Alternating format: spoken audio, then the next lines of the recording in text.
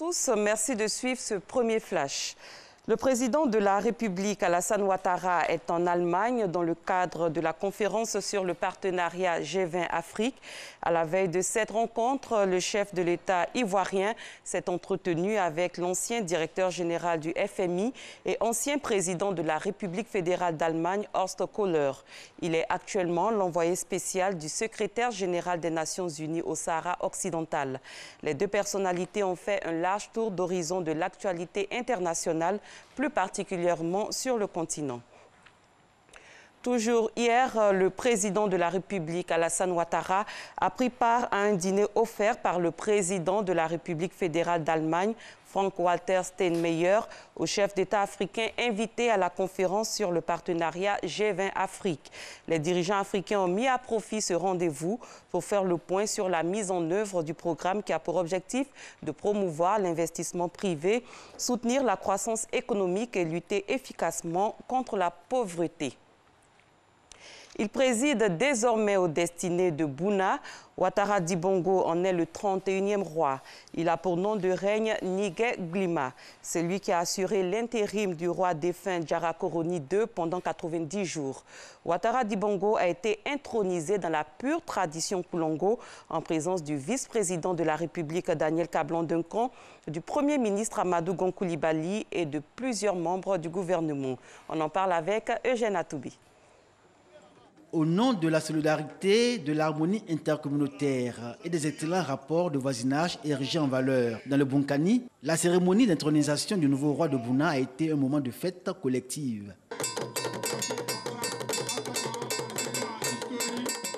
Invité de marque, le vice-président Daniel Kablan-Duncan et le Premier ministre Amadou Gon Coulibaly, ainsi qu'une forte délégation venue du Ghana voisin.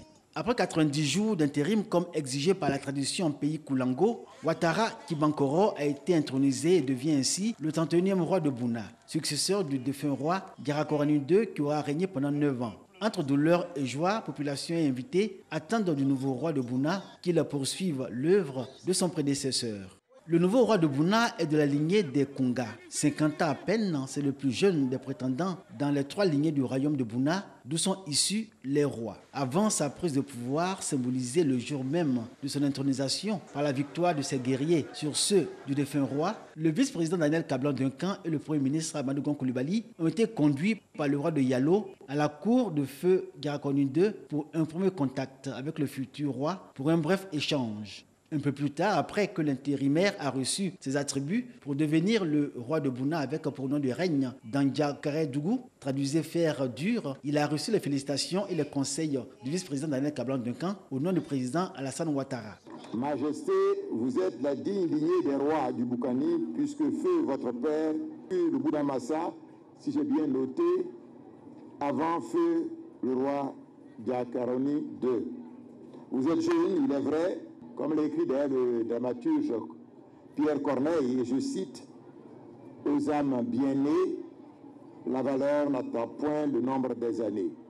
On peut être jeune, mais on peut être efficace, ce que ça veut dire. Déjà chef de la province du Niamoué, dans le département de l'Europe, vous êtes connu pour être un homme pondéré et patient. Ce sont, n'en point douter, de précieux atouts augurant de ce que le royaume est et sera en de bonnes mains. Au nom du président de la République, son Excellence M. Alassane Ouattara, nous vous adressons nos fervents vœux de succès pour un règne fructueux, pour le grand bonheur des populations du Boukani. Dandja Karedougou, actuel roi de Bouna, était employé de commerce. Parallèlement, il occupait la fonction de chef de canton de la province de Niamoué, jeune en sous-préfecture dans le département de Doropo. Le centre de valorisation et d'enfouissement de Kosiwan sur l'autoroute du Nord accueille vendredi prochain ses premiers déchets. Il vise à améliorer la gestion des déchets dans le district d'Abidjan. Ce site, bientôt fonctionnel, a été visité hier par le ministre de l'Assainissement et de la Salubrité, Anne-Désirée Ouloto. Grâce Kando. Le premier casier du centre de valorisation et d'enfouissement technique est fin prêt. Le vendredi prochain, le centre va accueillir ses premiers déchets.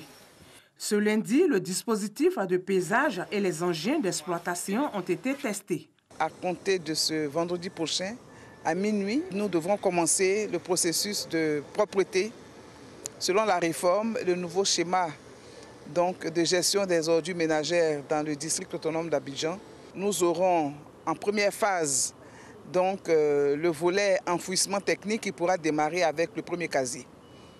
Et tout le dispositif d'accueil, de traitement donc, des déchets est finalisé. Ce casier va recevoir 4200 tonnes de déchets par jour en provenance de plusieurs communes du district d'Abidjan.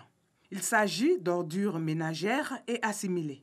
Avant que ces ordures n'arrivent dans ce centre, ces ordures transitent dans les centres de transfert, on les appelle communément les centres de groupage, pour pouvoir faire un tri préalable avant de nous envoyer les ultimes, c'est-à-dire les ordures qu'on peut enfouir.